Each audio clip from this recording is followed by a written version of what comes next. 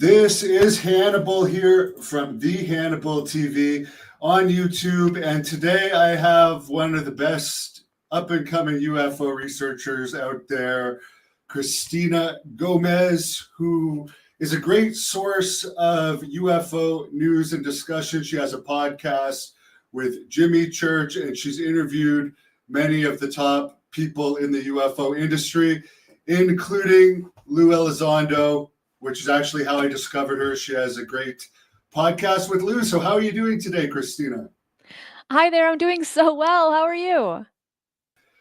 I'm doing great, but it's hard to keep up with all that's going on in the news right now with all this UFO stuff and Donald Trump trying to stir the pot a little bit today as well.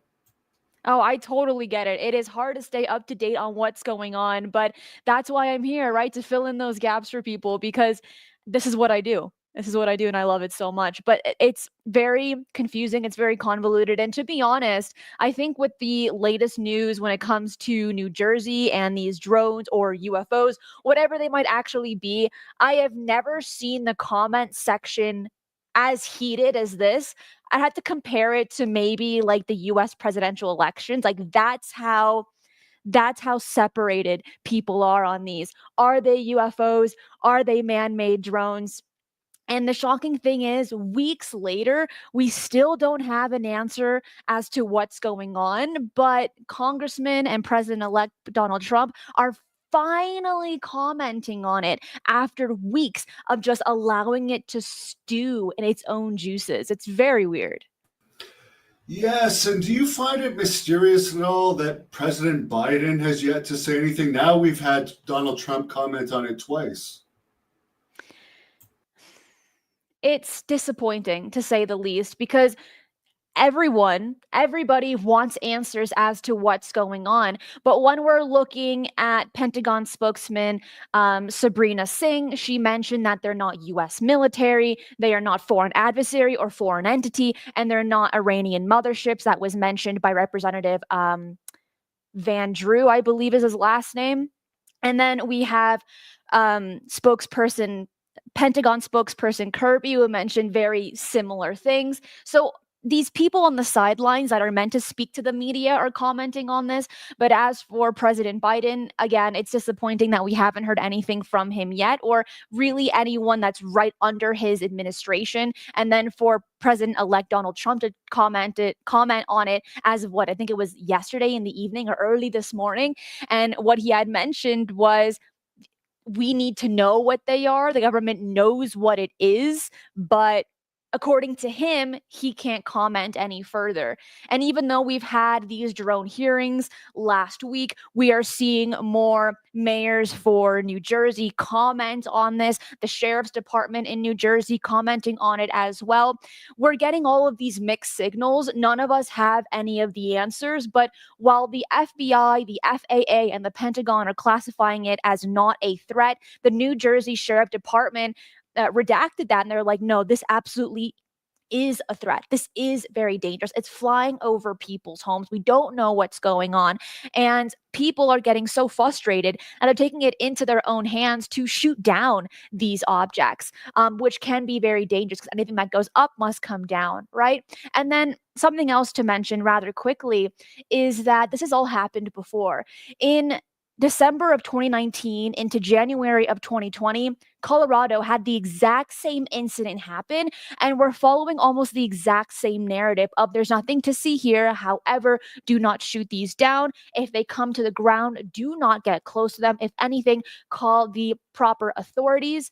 And yet, nothing's a threat. Everything is totally fine, and listen to me, but don't listen to your neighbor next door. It's terrifying in all honesty, and more so is that these are being reported all around the world now. The focus was on New Jersey these last few weeks, and then the surrounding areas like Pennsylvania, New York, Virginia, West Virginia, and so on. But now we're seeing them in the UK, in England, in Germany. They're being seen in Australia and a few other countries as well. And it's all happening kind of at this exact same moment at the end of the year. And I'm really enjoying watching how this is all unfolding, but no country. to our knowledge, has an answer, and they are all stating it's not for an adversary.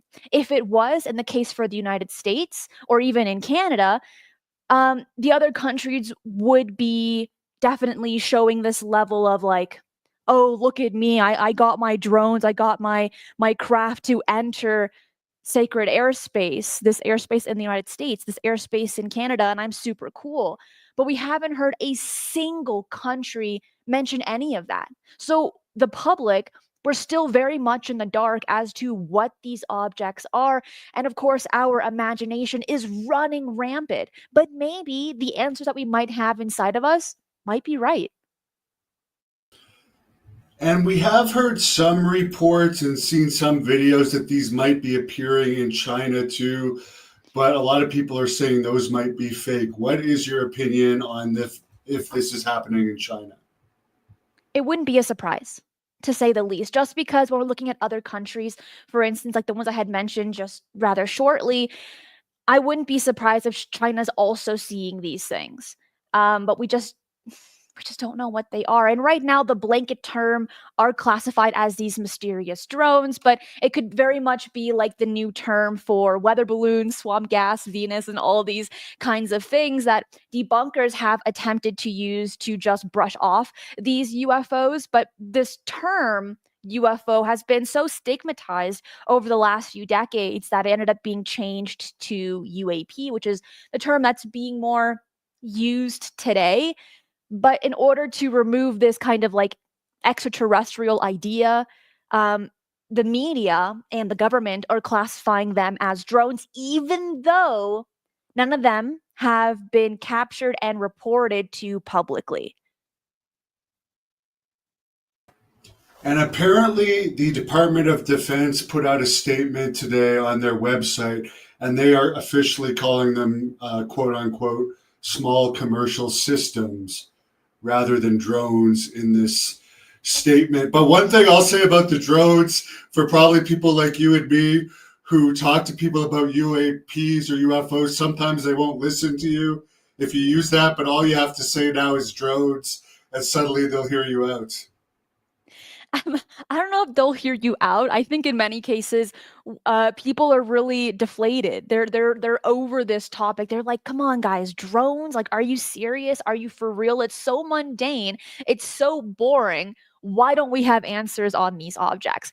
But when we classify them as UFOs or UAP, that's kind of where the curiosity lies, where the interest lies for a lot of people. And now more than ever, when we're talking about UFOs, it's finally being a more appropriate conversation to have with people. 10, 15 years ago, you would be classified as a person with a tinfoil hat. You're insane, you're crazy, go back to the basement. Now, we're talking about this on a daily basis, and it's not classified for these people that are in the that would be neglected by society. This is a very important conversation that we're having, and it's being seen all over the world. We're living in very, very exciting times. It's just disappointing that the term drone is saturating this topic right now.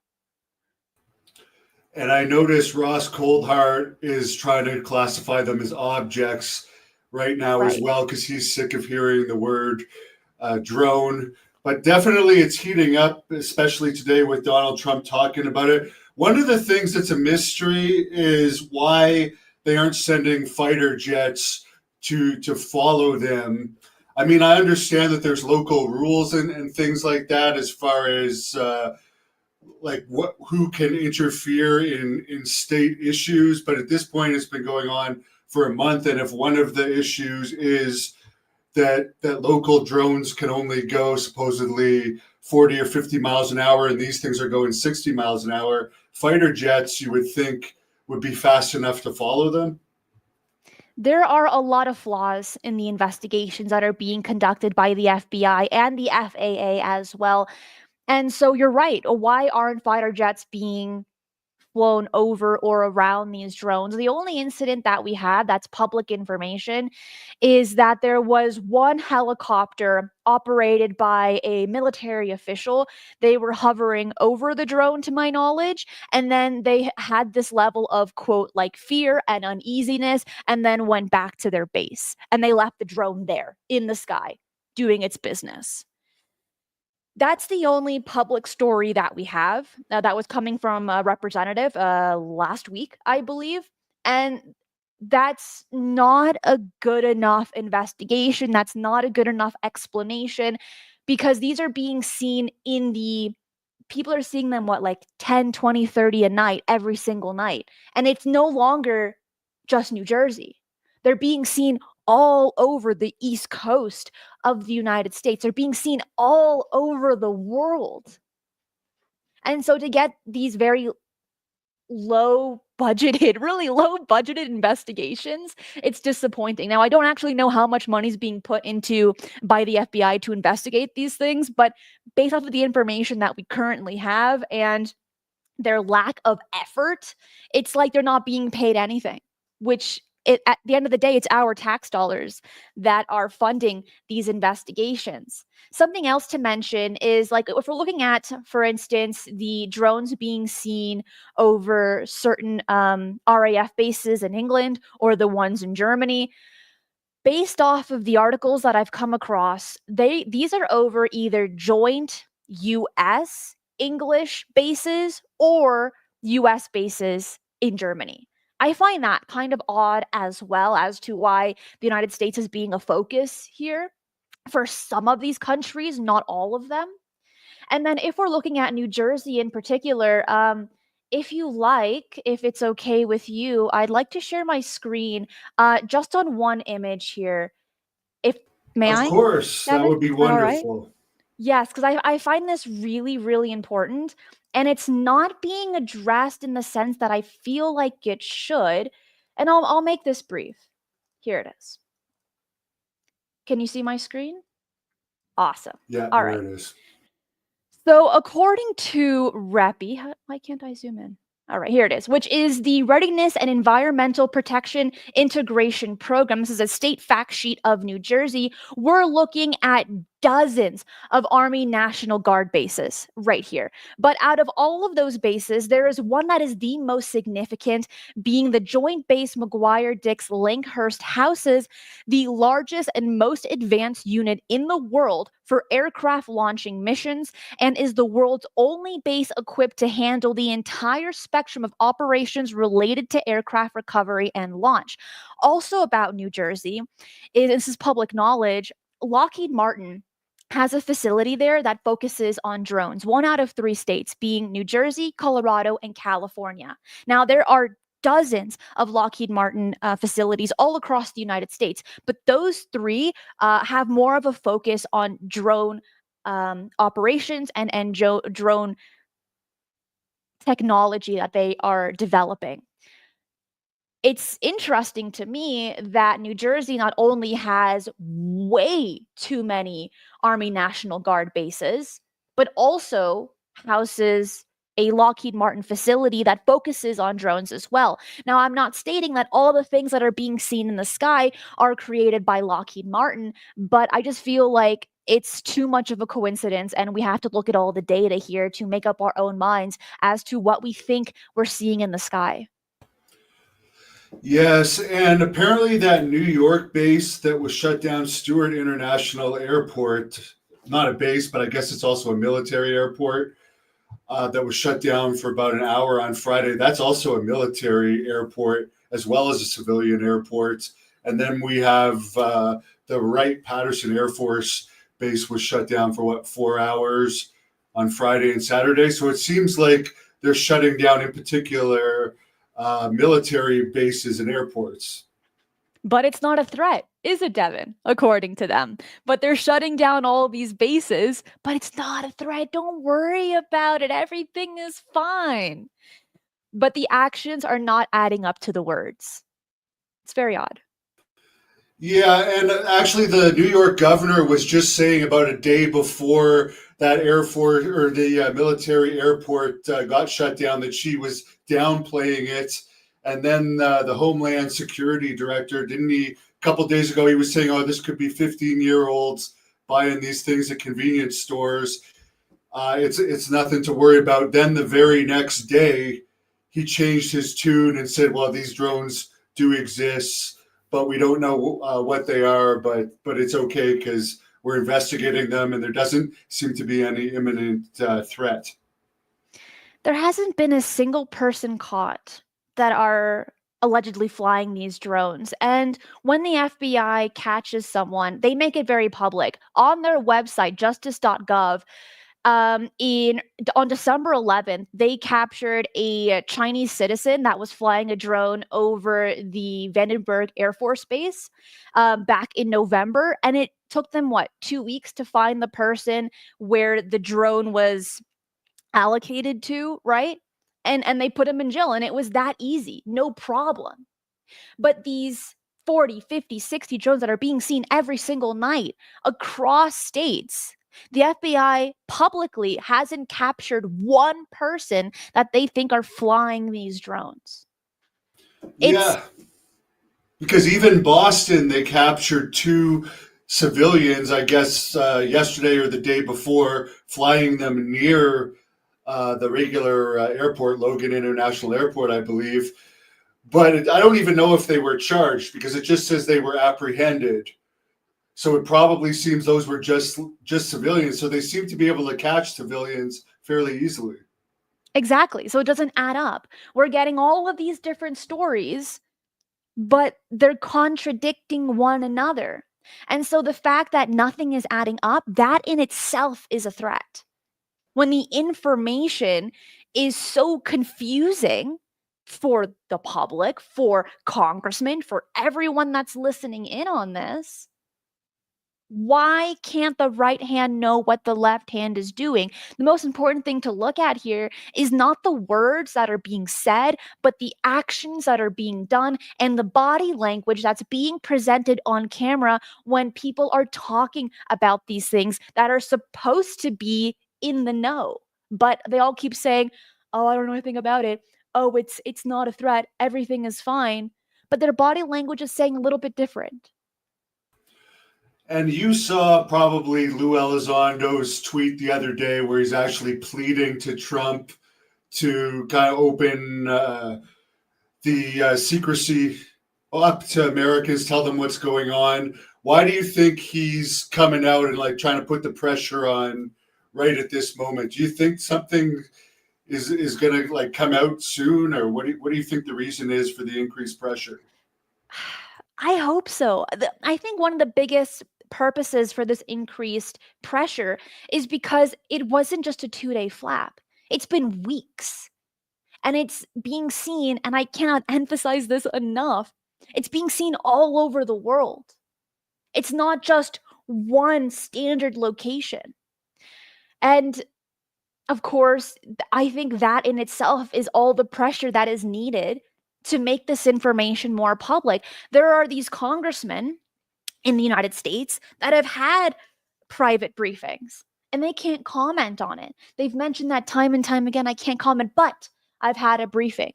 And some have stated, oh, but it's not a threat. One word that we're hearing consistently here, and I'm not saying in the last few days, but like let's say in the last 2 weeks, because the narrative and the tune, like you had mentioned, Devin, is changing a little bit. But about a week, 2 weeks ago, the term that we were hearing consistently was they're not nefarious. And that's just, in my mind, it's not your basic word to use. But we're hearing it one congressman, one representative after another. These people of these very high positions, even the military, government officials as well, are stating these drones are not nefarious. They could have used any other word in the dictionary, but they're all picking that one. Now, in the last few days, I haven't heard it as frequently as a week or 2 weeks ago.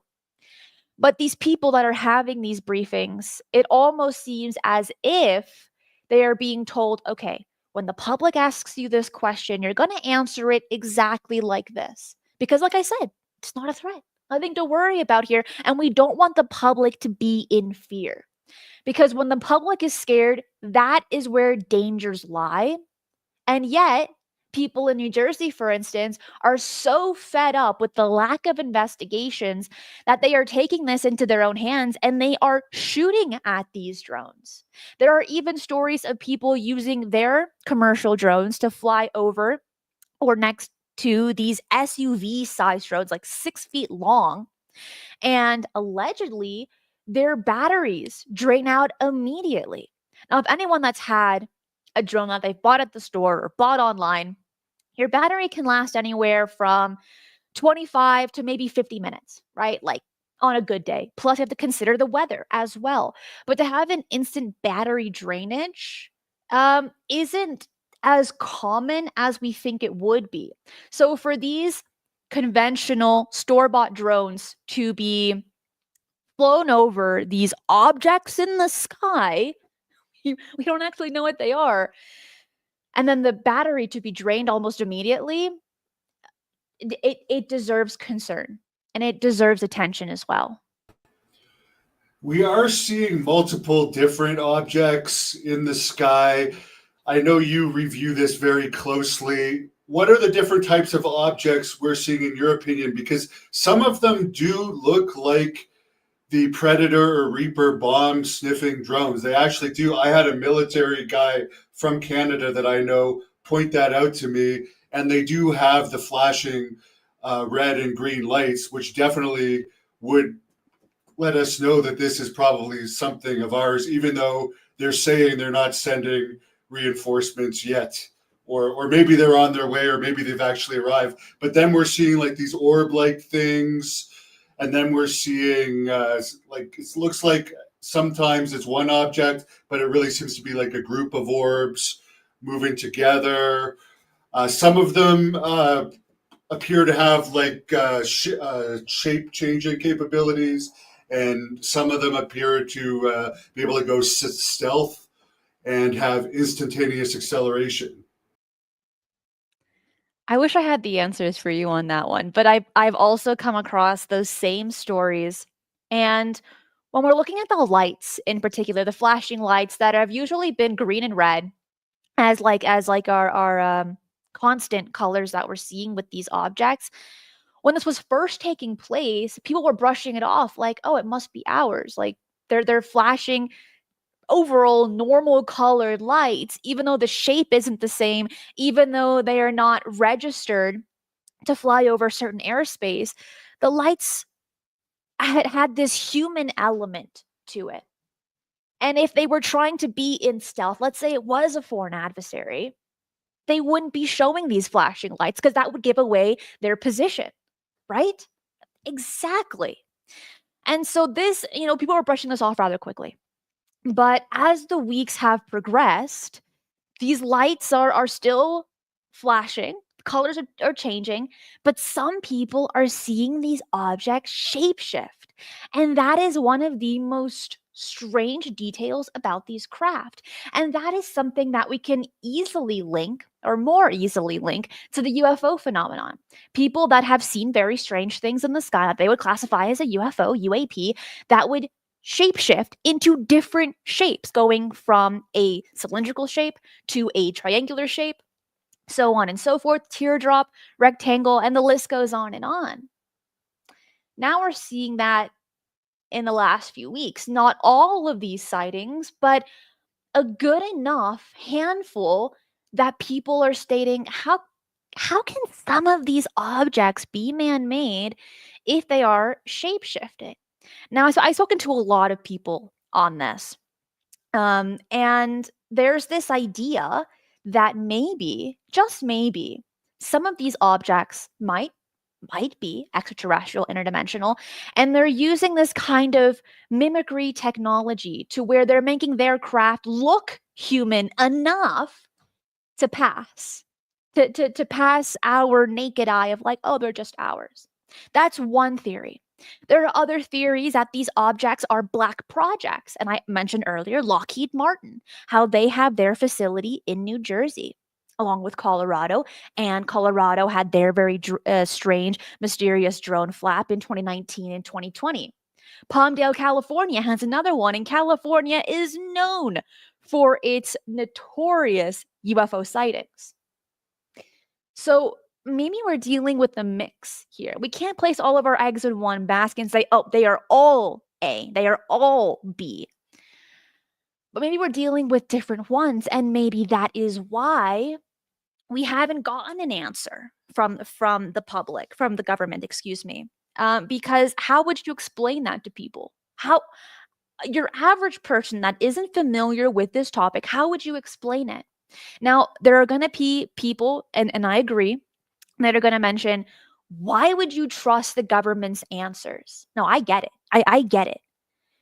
For a lot of people, it's that level of confirmation of, these people that are having these strange sightings in the sky, they think they know what it is. And then for a government that has billions of dollars of backing for their investigations and their own research, right? To a lot of people, it's just validation. But getting the actual answers, if you don't know anything about it, you're going to get answers with your own eyeballs from the overall general public. But at the end of the day, disclosure will not come from the government. It will come from the people. What's happening now is this a level of some kind of disclosure? Because at the very least, people are talking about this at the dinner table. I got the funniest email yesterday from a listener that has been for years, and a MUFON investigator. And he was telling me he was driving over to Eugene, Oregon to give a presentation on these drones. He was speeding a little bit, so he got pulled over by a policeman. And somehow he asks, okay, well, what are you doing here? Why are you speeding? Where are you going? The man says, oh, I'm a MUFON investigator. I am going to give my presentation on the drones. The policeman's eyes light up and he's like, yeah, so what is going on? Do we know anything about it? Anyways, that MUFON investigator ended up getting off with a warning. He didn't get a ticket, even though he was speeding. But what I'm getting at here is that a lot of people are hearing about this. People are talking about this. We're all curious, but we don't know the questions to ask. And right now, what's being shoved down our throats is it's not a threat. And what you're seeing is a drone. It's a conventional explanation, when in reality, it might not be, because we don't have any of the answers except the blanket statement of what you're seeing is a drone. But people aren't believing that anymore. Someone's asking about the video where it looks like an orb is deactivating a drone, or maybe the other way around. They're talking about one in New Jersey, but the one I've seen, I think, is from Phoenix. That's been going viral lately, but it's hard to say if it's real or not. We're living in really difficult times. I know it's like the worst answer to give, but AI, CGI is running rampant. And it's so difficult to decipher what is real and what is not if you do not have the raw footage that has all the details that tell me exactly how it was shot, when it was, the resolution, all these different things. So when I see something online that's a video or a picture, I take it with a grain of salt, because I need that information, that raw data, to really decipher if it's true or not. Because there have been so many instances, and this happened to so many people, where they vouch something as so real and so true. And then days pass by, weeks pass by, and they find out it wasn't. It's devastating. And so I think that we should look at all of them, but take it with a grain of salt. This is a good question. There's a lot of people that have been talking about some of these things might be spraying something or leaving a trail of something. What do you know about this? I don't know too much about that in particular. I've had people like comment on it, but I haven't looked at that in its entirety, so I can't comment. And from your research, who do you think is visiting us, or if it's multiple people or visitors, let's just say, where do you think they're coming from, and how many species do you believe? Because I know Lou Elizondo's hinted maybe around 5 or 6, the UFOs and nukes, 22-hour, extremely well-researched book that's been out recently in a new edition, it's saying somewhere like 12. There's so much different information on who they are, where they could be coming from, how many. Just curious to know your opinion. Looking at these different races, we have to kind of look at the people that have had these experiences, like the alleged abductees or experiencers. Because like to find the paperwork in a book online, anyone could fake that information, right? But when we're looking at people that have had these genuine experiences that have spoken to these entities, we're looking at like 5 or 6, right? About, and I'm kind of that's like a rough estimate. The biggest question is how many of them have always been here and they're sharing this space? How many are coming and going from their planet onto this one? And the question is why? What is interesting about this country, about this world in their mind for them to constantly do investigations, collect people, collect animals as well, looking at cattle mutilations as an example. Why? Is it because and we hear the terms of there are space brothers, they're here to protect us, save the environment, and cure cancer. People that have had these alleged alien abductions would say otherwise. Say it's so terrifying. They felt like they were molested, and they're not our friends. The guy I And that's interviewed really yesterday, Robert Salas, who was a former captain in the Air Force, said they stuck a needle right into his you know what, and it was the most painful thing he'd ever experienced, just to make that note. Robert Salas is a great researcher, and he's gone through a lot. When we're looking at these stories of people that have been taken, 9 out of 10 of them state that it wasn't a pleasant experience. Now, those that are able to do this telepathic communication, their viewpoint is so different. They're like, oh, they're so nice. They're interdimensionals. They're here to tell you and to tell me that we're here to save the world. So maybe we're dealing with different entities here, different species with different agendas.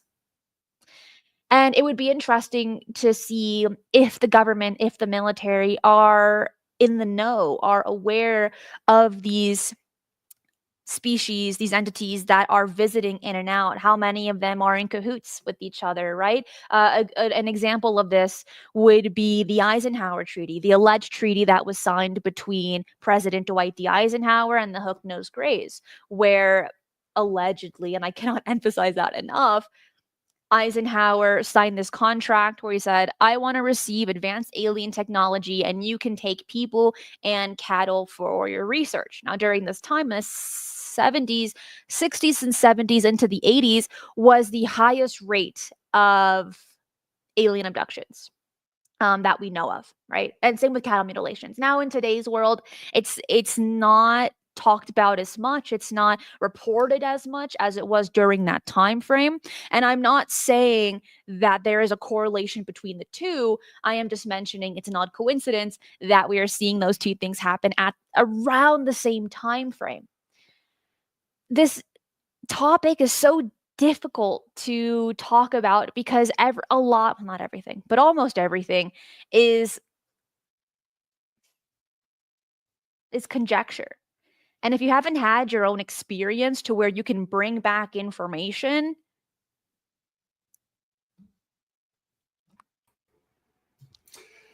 Well, we may all get to have an experience sooner than later, depending on what comes out of all this. But do you think some of them could be potentially crypto terrestrials? Because it seems like there's something going on underwater. So, like, could these be some species that have always been underwater and we're just noticing now because of all of this technology and everyone with cell phones recording stuff and the increased activity? Or do you think if there is something under there, it could be something from somewhere else that has just developed a base underwater? the best place to hide would be underwater because only 10 to 15% of our oceans have been scanned and explored, leaving 75-80% in the category of unknown. And our technology can only go so deep in the water, which isn't deep at all. So that would be the best place to hide, to have a base, to do investigations, or if they've been there forever, that's where I would want to go. Plus, you're dealing with, like, to be fair, the deeper you go into the water, the more alien creatures look.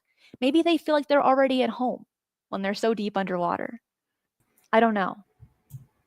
Yeah, and I've heard too that because a lot of these other planets are covered in water, that the environment under there might be a lot more comfortable for them because that's what they're used to. They might not actually be able to operate outside of water, at least some of these species, due to whatever planet they're from being totally underwater. It's a possibility. There when we're looking at our statistics of exoplanets in our galaxy alone, and then we've got our universe, the most common planet are outside of the habitable zone that don't have water. They're just dry, rocky places, either too close to the sun or from a star, or too far, being super icy. Having planets that contain water are more rare than we realize, but also a little bit more than we considered as well. So, kind of in that happy medium. But for these entities that are coming from these other types of water worlds that people hypothesize might be in our oceans right here, I would I would like to talk to them myself and get some answers. But that would, anywhere you go, you want to terraform your location, where you want to be. And it's important that anywhere that we are, we want to make it as homey as possible. The other thing I want to ask you about, because I think I found out about this from you reporting on it, even though I'm from Canada, is this Yukon object that was shot down. We all heard about the Chinese weather balloon, and they showed evidence that that was shot down, and they showed footage of it before. Then there was three other UAPs shot down that no one really ever talked anymore about. However, it was acted on a lot faster than they've been acting on these drones. But I believe it was you that may have been talking about this Yukon object that was in the U.S., but I guess they followed it to Canada, and then through a declassification FOIA request, I guess CTV News in Canada was able to receive a photocopy of this. But to me, this looks like nothing like the Chinese weather balloon looked like. And it seems like we were just supposed to assume that the other three objects were also weather balloons, even though we never had pictures. Weather balloons or spy balloons, whatever you want to call them, because it would allege that they were both at various points, I guess. We're so frequently given a narrative that it's conventional, we can explain it away, but those words most of the time do not add up to the witness testimony, don't add up to some of the photographs as well, and some of the data that ends up being collected through FOIA reports. We've seen this time and time again since Project Saucer, Sign, Grudge, Blue Book, up until Arrow. The narrative hasn't changed. And we've seen that recently with the Arrow office, where Rear Admiral Tim Gallaudet had mentioned during the latest UFO hearing back on November 13th, that when he spoke to the Arrow office, they were trying to tell Tim Gallaudet that what he experienced had a mundane explanation. And to my ears, to my eyes, based off of that testimony alone, it's like we are dealing with Project Blue Book 2.0. And when we look at that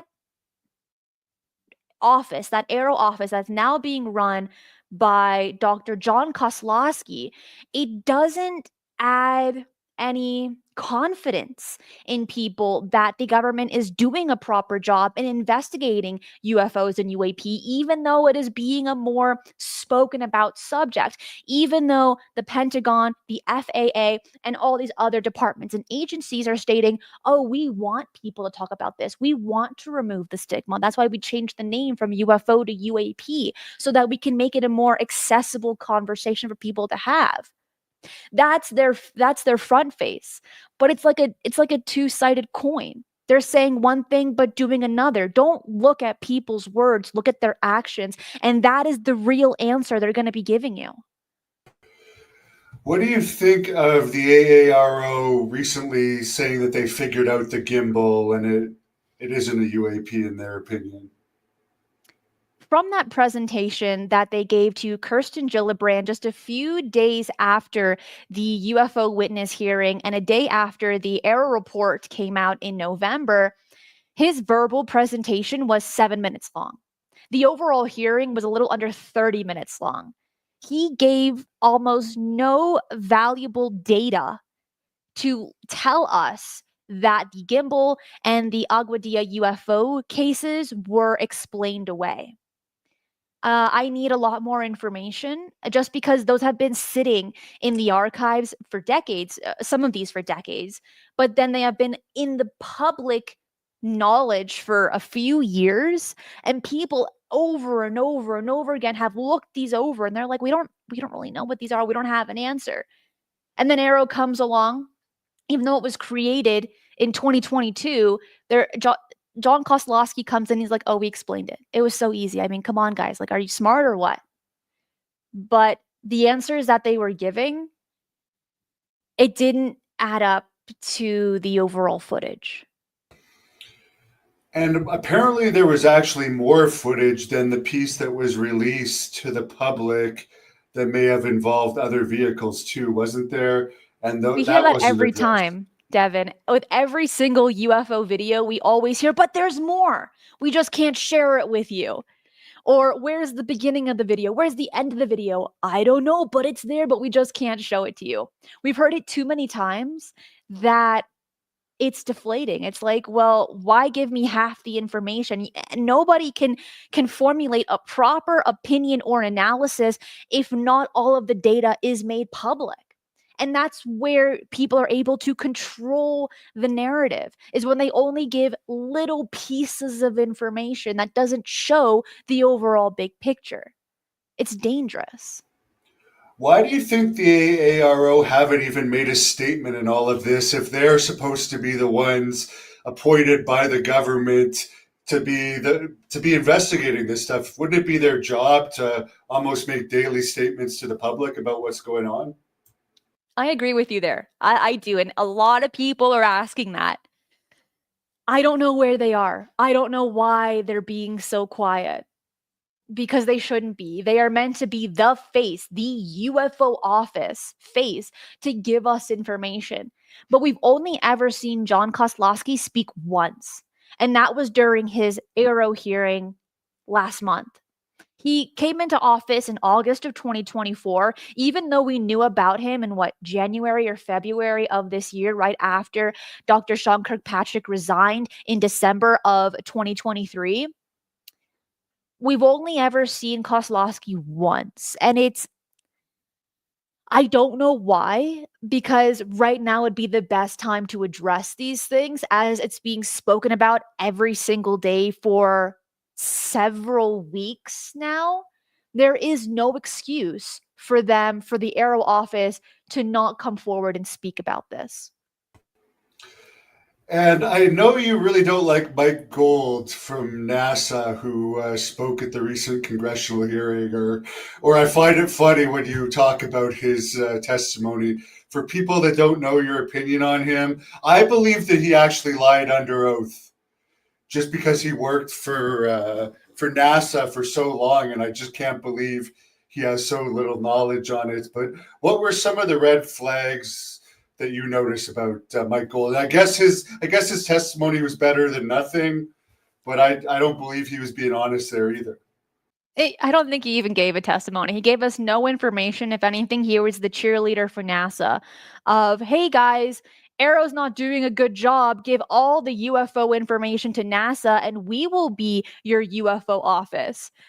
That was the overall narrative that Michael Gold was giving the public. I don't even know why he was a panelist for that UFO hearing. He provided no valuable information. Everything that he mentioned was kind of unimportant to my eyes. And I've been researching this for a few years now. I can understand why Michael Gold was invited to be a panelist because last year in July of 2023, a lot of the congressmen that were speaking during that UFO hearing last year kept up bringing NASA consistently. What about NASA? What about NASA? What can NASA do? How can NASA investigate this? They are all about space and investigations and their UAP independent study group. What about NASA?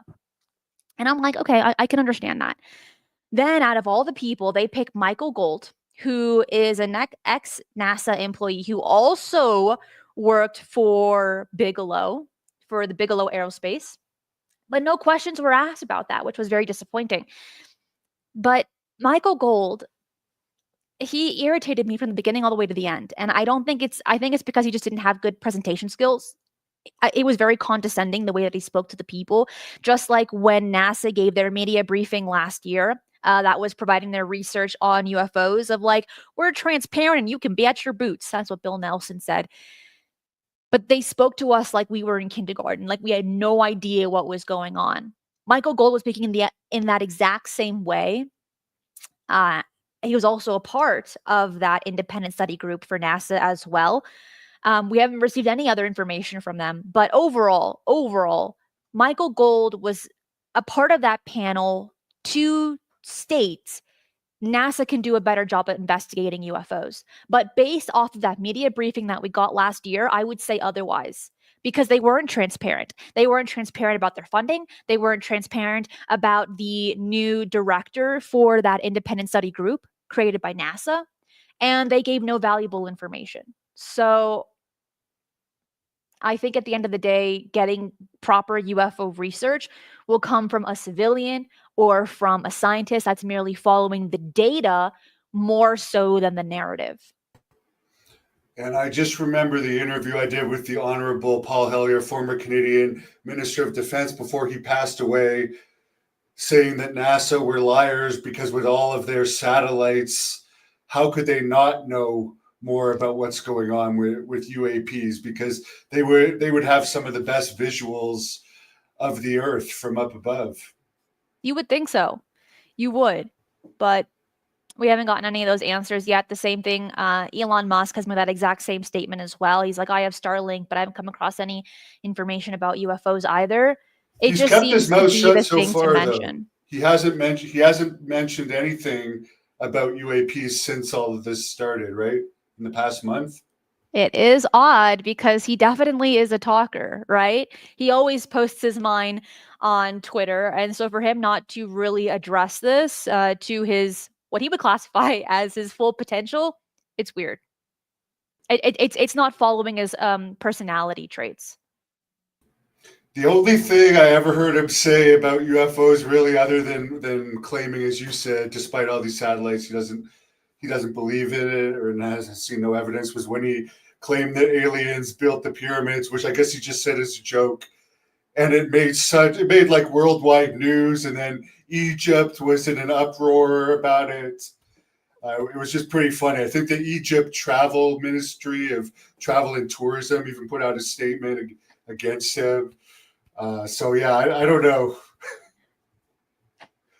Someone wants to know, Shelley, and this is a question that a lot of people have, and this goes into that there's multiple things up there. So it looks like a drone, sounds like a drone, but it's a UFO. So there have been some mentions that these drones do make noise that have like this kind of propeller sound, and then there are some that don't. If we go back to the idea, the theory, I'm not saying it's mine, but it's one that's being considered that if these craft are able to mimic human technology, then it would make sense for them to make sounds. But could some of these drones genuinely be drones or black projects? Yes, I think so. And you're kind of an expert in alien encounters or UAP encounters with pilots. You recently just did a whole show about it. As far as the Oregon sighting recently, I think in Eugene, Oregon, where almost immediately they released the audio of the sighting, and they also interviewed the pilot. He's been doing interviews in Oregon and other places. What do you think about that sighting? And I have heard government officials say specifically that the stuff going on in other states does not have to do with the New Jersey situation. Do you agree with that, or do you think there's some correlation between the two? Let's break that question into two parts. So we're looking at the Eugene, Oregon pilot sighting.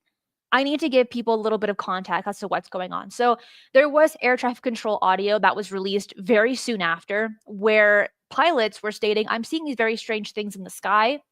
Are you seeing them on radar? How do I go about this? I've come across and I've looked at and investigated a lot of air traffic control audio. And you will never, never, ever, ever hear air traffic control mention or classify an object as a UFO, ever. Because they are aware that this information will be either taken by government officials or be public information.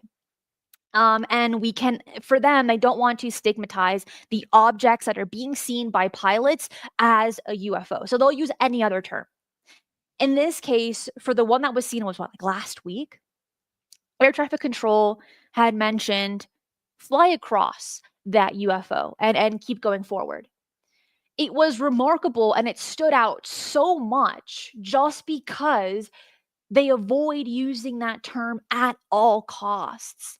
There have been a lot of stories of air traffic control operators being told by pilots that they've seen very strange things in the sky. Many of the times, they are not being seen on radar. Soon after these strange sightings of UFOs, someone standing right behind these air traffic control operators and stating to them, you will give me that audio and you will tell me everything that was just mentioned to you, and then you will be quiet about it soon after. We've seen it too many times to count. And I can imagine that they have this level of fear as well on that. So for the term UFO to be mentioned, it's remarkable, and it might show the changing of the times with this, especially when we're at the end of 2024 and more pilots are talking about their UFO sightings more so than ever before. Because just a few decades ago, if a pilot were to ever mention they saw something strange in the sky, their wings would be removed and they would have an office job. We've seen that too many times. Now, the consequences aren't as dire. If anything, the pilot that saw this UFO in Eugene, Oregon, was told by his flight agency that he's able to give interviews and to talk about it. That would have been unheard of 5, 10 years ago. Now, it's just a fun conversation. And as far as like how you would compare the Oregon sighting to what's going on the East Coast? It's not surprising, to say the least, because we're seeing these objects all across the United States. Yes, mainly on the East Coast at this time, but the West Coast is also very popular for their UFO encounters as well. So for a state like Oregon to see these strange things, it's no surprise. Oregon in itself has a lot of strange sightings. We can look at California, which is right next to it. So could they be one and the same? I don't know about that. But for me, is that it's being spoken about on a daily basis, that maybe people are just being more in tuned with this news and it's always happened, but we're just now getting the public coverage on it today.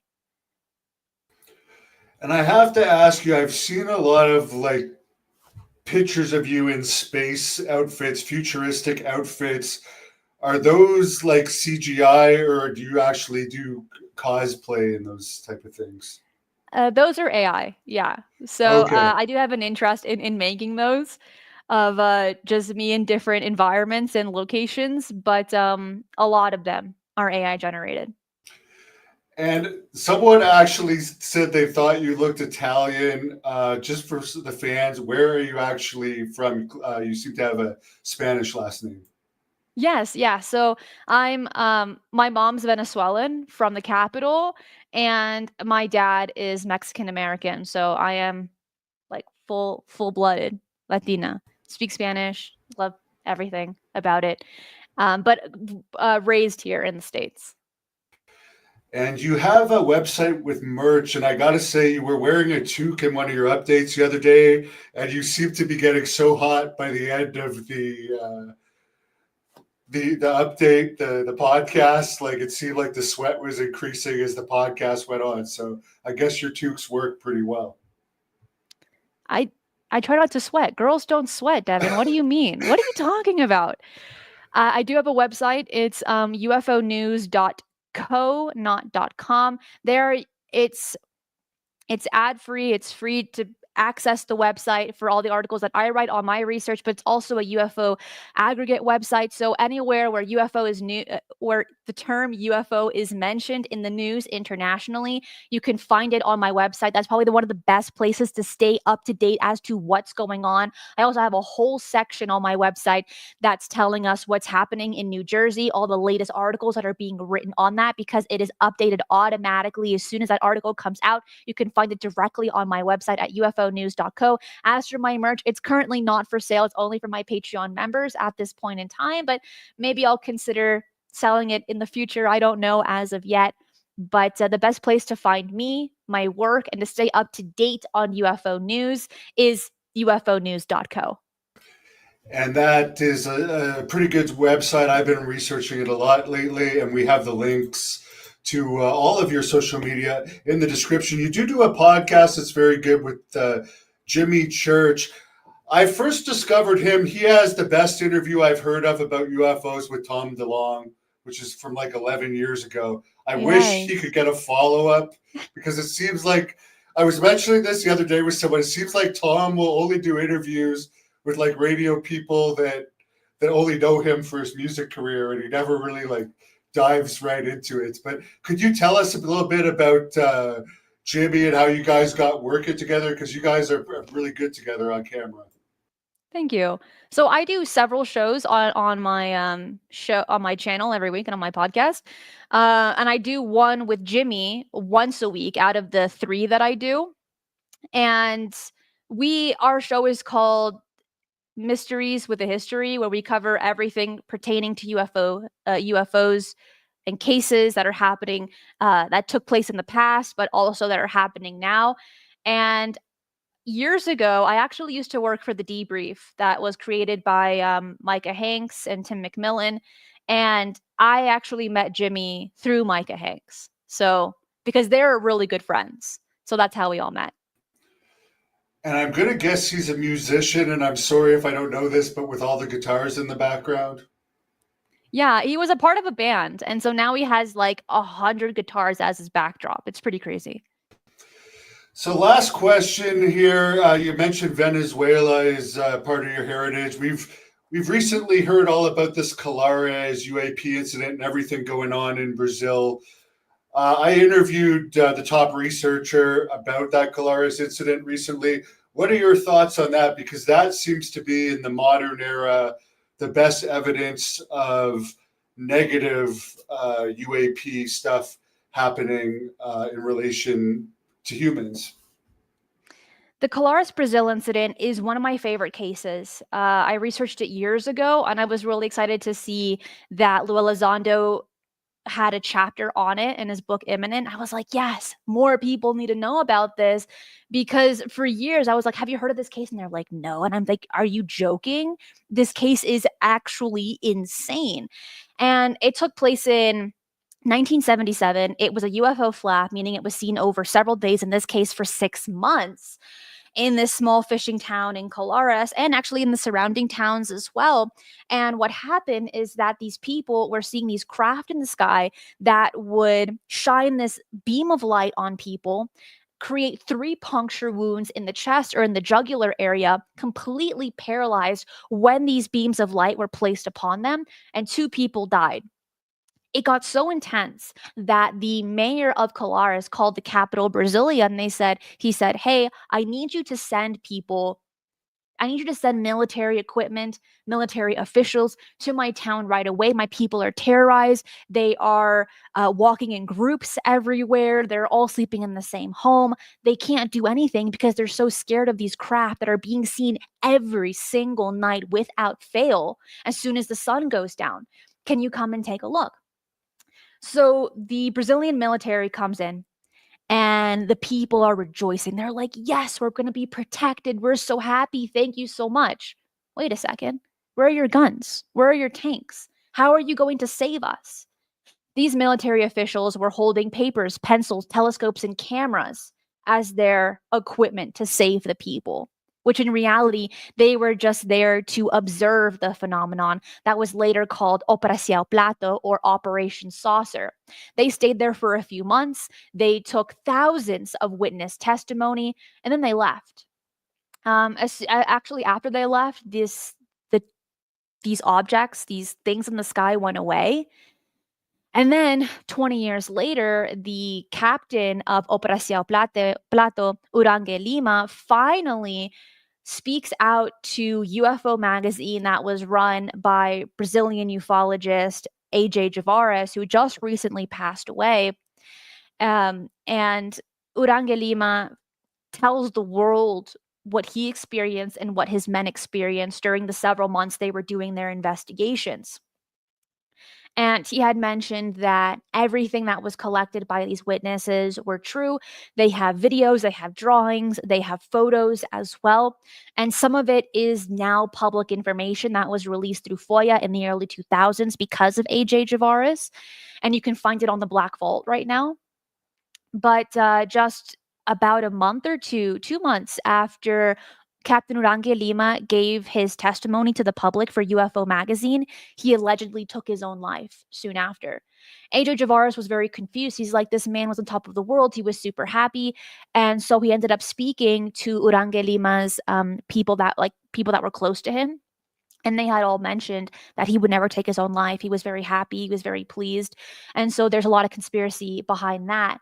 But the overall Colares, Brazil incident is a remarkable one. And it was repeated again in 2016. That was reported by UFO researcher Ronnie Vernay, who was speaking to an indigenous town, actually kind of close to Colares. And they experienced things very similar. These craft were seen in the sky, and they were terrorizing the people in the area. Very interesting. That seems like it definitely goes against the Stephen Greer mentality where they're all there to help us, and anything that isn't like that, it's a government secret project. And if you don't believe him, pay him, and he can give you more evidence of it. But there seems to be a lot of Stephen Greer people fighting lately in the comments and stuff, which I'm sure you have in yours too. So I just couldn't help but think about that when you were telling that story. I think that there are some positives to some of these entities, but when we're looking at Colares, Brazil in particular, there's a lot of negatives. That's very scary for people to experience something like that. And 2 people passed away. They had this beam of light placed upon them, and they were in like this state of rigor mortis. The only doctor in the area couldn't help them. They were sent to the nearest local hospital, and they both passed away. When the doctor asked for the medical records, she wasn't given any information. It was almost classified information soon after, which is very strange. But you won't come across very many UFO encounters where people actually die. In this case, you do, and it's very shocking. But it has everything in this case, and is a lot of public information. Not all of it, but a lot of it is made public through FOIA that again was released in the early 2000s that can be found on the Black Vault website. it's one of my favorite cases just because there is so much information and it doesn't follow the narrative of, oh, these are all super friendly and they're here to cure cancer. There's also a very negative side to this topic that not many people want to look at. And as far as the nuclear incursions, it could actually have to do for their own benefit if they have bases here. They may not want us to have nuclear war because it would affect their assets. And that's one of the things I think one of the things up there might be. There's all this talk about nuclear war. I think some of them might be up there kind of monitoring what's going on just in case something like that were to happen, so they could potentially do something about it because of their own assets. But that's just one thing. But I definitely think there's more than that potentially going on. But I got to throw this in because I didn't actually ask you about it when you were talking about it. What's your best theory of what's happening right now? I recognize this name. Hi, Terrence. This will be my last question as I do have to run right after this. So thank you so much, Devin, for having me. I'll let you As wrap it up after the question, and I'll just Yeah, go take it home from. definitely. Yeah, I'll definitely answer your question. As to what's going on, I am just as much in the dark as you are. There is some data that's taking me in very specific directions that we had mentioned earlier today on this show, but I can't place all of my eggs in one basket and say, oh, they're all definitely A or they're all definitely B. The biggest takeaway is that these are being seen across the planet. Unless all of these governments across the world are like, hey, let's all do this at the exact same time to get that kind of thing to work is harder than what would be expected, right? So I wish I knew the answers as to what's going on. I don't, but I'm following the story as closely as I possibly can to give people the latest updates and the latest information as to what's going on. At the end of the day, only you can make up your own mind. I can give you the information, but I'll never tell you what it is. I'm not going to spoon feed you. Only you can make up your own mind.